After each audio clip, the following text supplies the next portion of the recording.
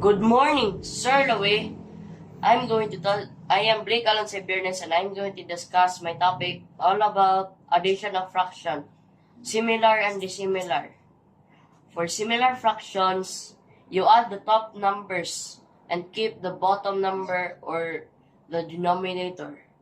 For dissimilar fractions, you must first change them to have the same denominator before you can add them.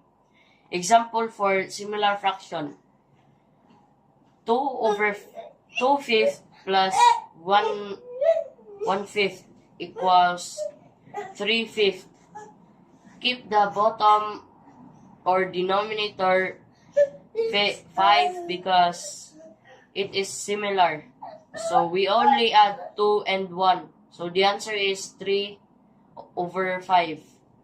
Example for dissimilar fraction. 1 over 4 plus 1 over 2. The LCD for 4 and 2 is 4. Keep 1/4 the same and then change 1 over 2 to 2 over 4. Then add all of them. 1 over 4 plus 2 over 4 equals 3 over 4. So the final answer is 3 over 4. Good morning, Sir Lowe. I'm going to discuss about subtraction of fractions.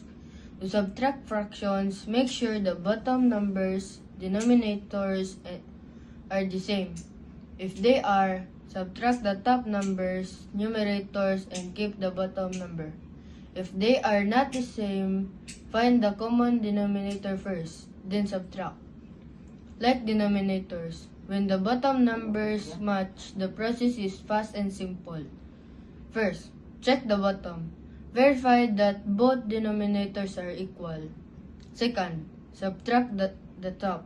Subtract the second numerator from the first numerator. Third, keep the bottom. Leave the denominator exactly as it is. And fourth, reduce. Simplify your answer if possible. Unlike denominators, when the bottom numbers are different, you need extra preparation. First, find a match. Find a common multiple for both denominators.